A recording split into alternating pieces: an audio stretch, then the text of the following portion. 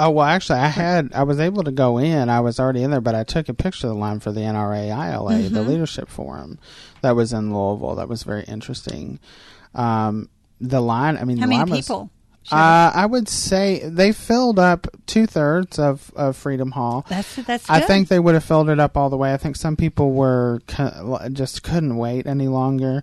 The lines to get in the parking lot at the Fair and Expo Center were, I mean, and security is tight for obvious reasons. Right. So, you have, a lot of issues as far as having Donald Trump be the speaker there. And that's when they announced their endorsement of Donald Trump. Right. Which was a surprise to many people there. They didn't really think that was coming at that event. I don't think that the endorsement surprised anybody, or at least it didn't surprise me. But I think the fact that it happened at that event was pretty significant. And it is pretty significant to get a direct endorsement from the NRA for president. That's not been done very often, especially in recent years. Why do you think that it's important now? Well, because of as the far controversy as surrounding him? Well, no, I think that the NRA endorsed Donald Trump because the National Rifle Association has a specific set of beliefs, and they believe that Hillary Clinton is the biggest opponent to their beliefs that they've had in well, maybe a century, but more than a decade. Let's put it that way. She and Obama have really been. Yeah. Well, but clearly they were not as fearful of Obama as they are of Hillary Clinton. I mean, that was very, very clear both with me covering the speeches. They had both governor of Kentucky and governor of Indiana that were speaking. They had Senator Rand Paul. They were supposed to have Senator McConnell, who couldn't because, I mean, the event itself, simply because the massive amount of people having to go through TSA is who did the security. And they do such a great job at the airports. Well, I have to say they were very. I was slow, but it was very thorough, and you got also got to remember where you're at. You have to, yes, because these are a lot of people who have weapons, and these weapons are not allowed at those type of speaking events by the Secret Service. So they had to do a lot of thorough checking, even more than they do. And and I pray for all of these candidates every day because. And especially Trump. There's so much controversy surrounding him. And I pray for him every day that God will keep him safe. And, because people are just not in their right minds most of the time. Some people, Well, it's like... we need to be praying for all of our leaders. Every leader. President Obama is under major security threat.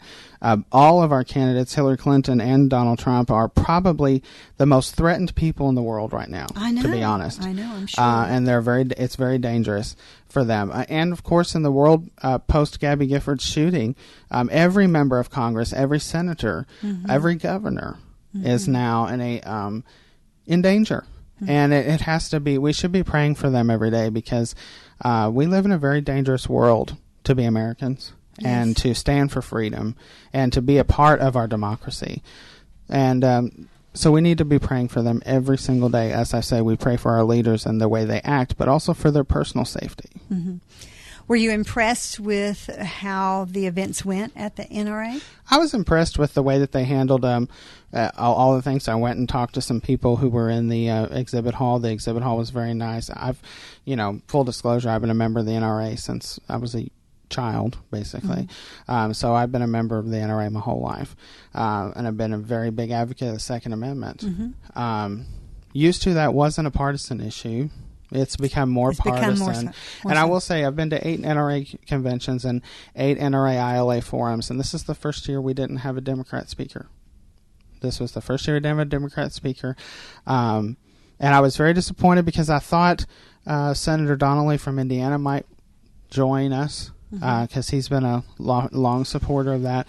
I was very, very shocked to see him not participate in that. And, of course, former governor of New Mexico, Bill Richardson, so we're talking about New Mexico, as a Democrat, he was not available and did not come. And he usually is a stalwart for that convention. So, by design, you think?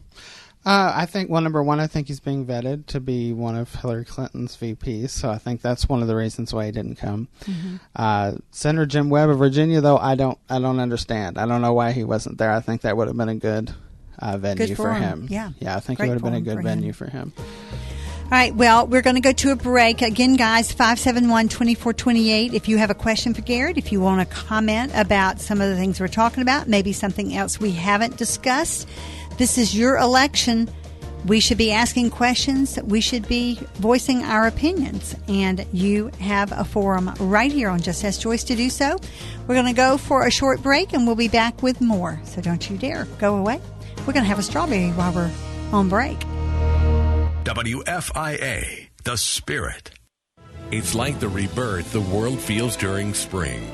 The new life when there was none, and the hope of real growth and wonder, like the kind of wonder of joining Alistair Begg on a magnificent Mediterranean journey. Have you ever wondered what it would have been like to travel the dynamic missionary journeys of the Apostle Paul, to see for yourself the sights of the early Christian church? This is Alistair Begg, inviting you to join me this fall on the footsteps of the Apostles' Mediterranean cruise. Together, we'll encounter the sights of the early church like never before, with wonderful stops in Rome, Naples, Jerusalem, Athens, and more. It's an unforgettable 15 days on 2 continents, sailing on one of the newest cruise ships, the beautiful Silhouette. And we'll experience the magnificent Sistine Chapel, the historic Western Wall in Jerusalem, the beautiful Greek island of Santorini, and much more in luxurious accommodations over the pristine waters of the Mediterranean. Get more information at WFIAFM.com and click on the Footsteps of the Apostles banner. Are you ready to go deeper? Are you ready to finally tear off those masks and get real? Are you ready to tap into your God-given potential? If you are, join with hundreds of other believers in the Louisville area who've already gone through the You Are Potential Bible Study Challenge. Oh, this is no ordinary Bible study, beloved. It's not about David or Esther or Paul. This study is about you, discovering who God created you to be. You know, Jesus paid an awfully high price, beloved, for you and I to stay stuck in the garden of our own unbelief. Praise God, He's come to set us free. Will you have the audacity to believe Him? This is Sandy Gross, and I'm urging you to take the You Are Potential Bible Study Challenge. You'll never be the same. Order your copy of the You Are Potential Bible Study Series by visiting renewingme.com. That's renewingme.com. Order in time for fall or winter Bible studies. Do it today. At last, summer camps at Sayers Classical Academy. Camps start June 6th. With so many different offerings, all the kids can be at one location at a price we can afford. I can't wait to tell the kids. Hey, kids. Yes, Dad. Great news. You can go to summer camp at Sayers Classical Academy. Who's interested? Oh, I am. Great. There's basketball. I'm doing basketball. There's sewing. Oh, I'm doing sewing. Oh, what a surprise. Of course she's sewing. Now, who's doing archery? Oh, cool. I've always wanted to do archery. There's volleyball. Can I, Mom? Honey, there's even vocal camp, choral camp. La, la, la, la, la, la, la. They can all use lessons, can't they? Yeah.